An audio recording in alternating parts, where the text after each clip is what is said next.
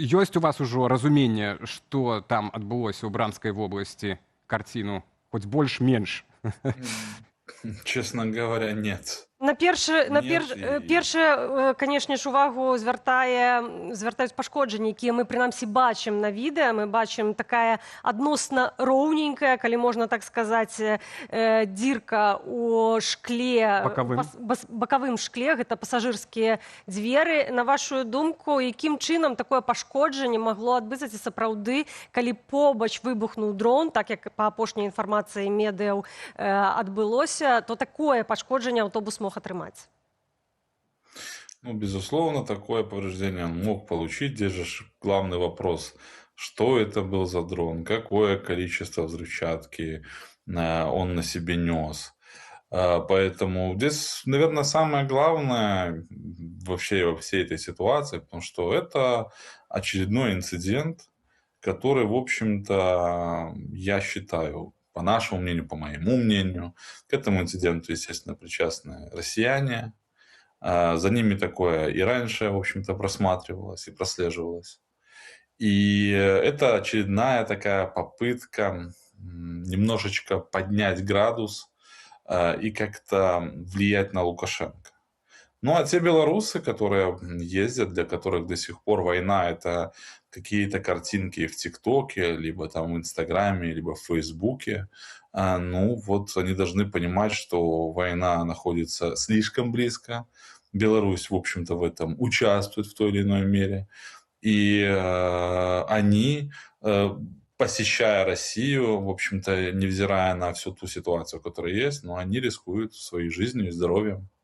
Так, ну пакуль што Вальфович кажа, што гэта быў выпадковы інцыдэнт, што дрон нібыта ўпаў на дарожнае палатно паміж паласой. Ну, тэарэтычна мы можам сабе гэта ўявіць, што ўкраінскія дроны сапраўды цяпер штодзённа атакуюць расійскую тэрыторыю і, адпаведна, маглі збіць так, там, расійскія ПВО, напрыклад. Так, і гэты дрон вось як падаў, так і ўпаў. Побач з аўтобусам было пашкоджаны так, гэтыя дзверы, напрыклад. Так. Бо калі взяць вось за версію, што гэта правакацыя з боку Расіі, дык, па-першае, ну, як бы вельмі умоўныя пашкоджанні, так, то бок градус тут няма нават летальных сыходаў, так, мінулым разам адбылася трагедыя, загінула жанчына, цяжарная, яшчэ, як аказалася, дзеці пацярпелі моцна. Ну, тут так больш пытанняў хутчэй пакідае, так, гэтая гісторыя, плюс да таго, раз Расія хоча прыцягнуць Лукашэнку, так, ці там Беларусь у вайну, это выклікала адваротную рэакцыю. Вальфович на агул заявіў, што нам, беларусам, лепш не ездзіць у Расію. Там наступны крок, дык это ўжо сапраўдную мяжу ўзвадзіць з гэтай краінай. На вашу думку, што адбываецца цяпер у беларускіх уладаў, так, як яны гэта ўспрымаюць, што можа быць наступным крокам сапраўды ў гэтай сітуацыі, улічваючы паліўны крызіс. Ну і мы бачым просто колоссальный рассинхрон с пропагандой, которая займае расійскі бок. При гэтым беларускія афіцыйныя асобы, чыноўнікі займаюць нейтральны бок.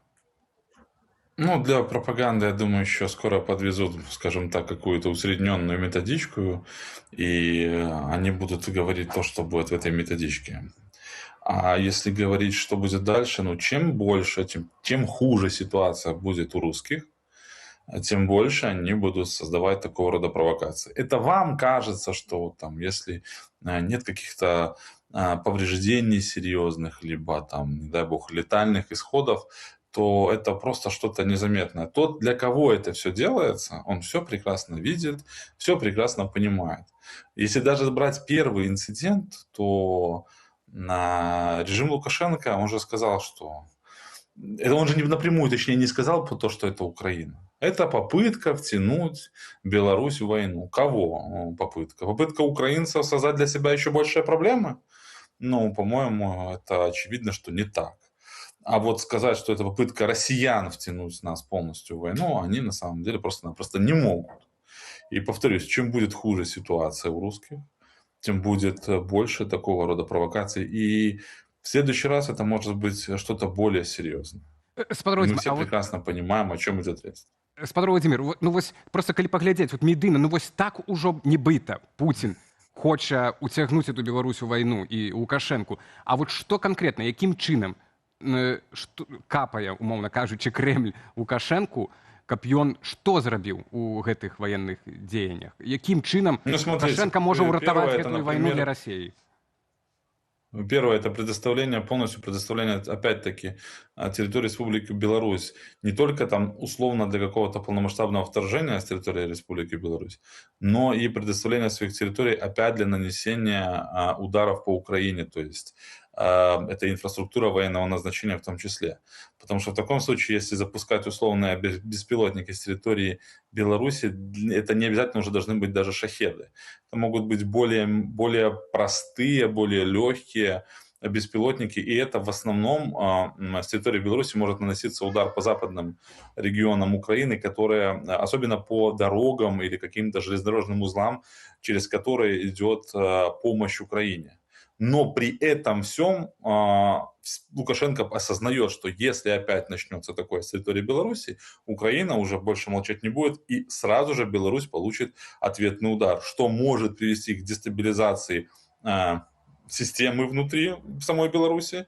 Косвенно на это указывает, например, такая стремительная и достаточно интенсивная подготовка так называемых правоохранительных органов и прочих милиционеров в Беларуси по разгону каких-то уличных акций протеста. То есть, с чего вы вдруг? Нет ни выборов, вы закатываете 6 лет, все у вас в асфальт. Зачем опять перекрывать центры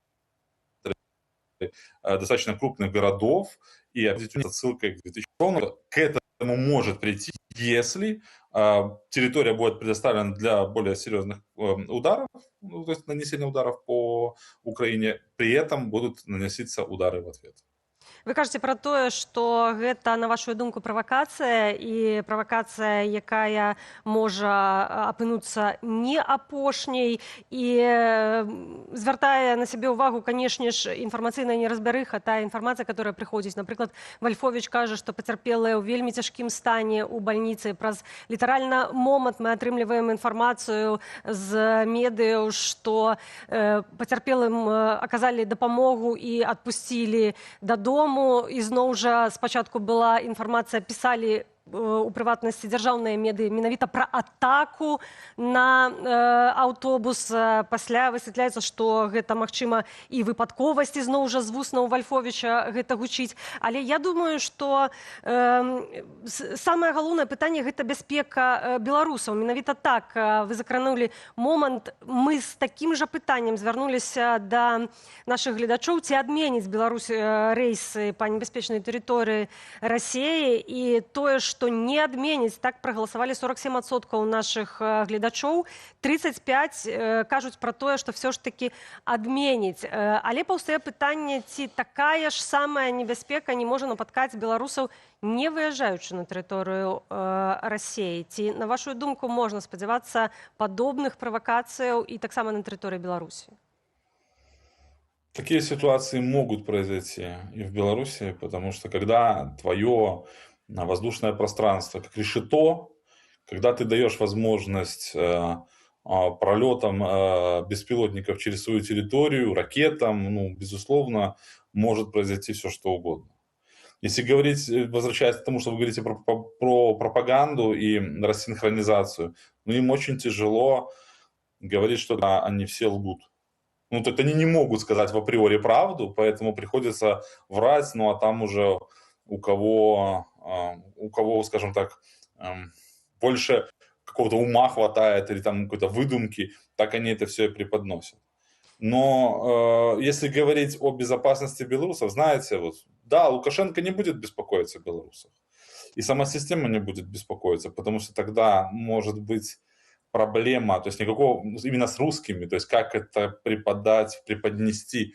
Но почему сами белорусы не делают отмену этому? То есть ваша безопасность зависит, и ваша там жизнь, здоровье зависит в первую очередь от вас.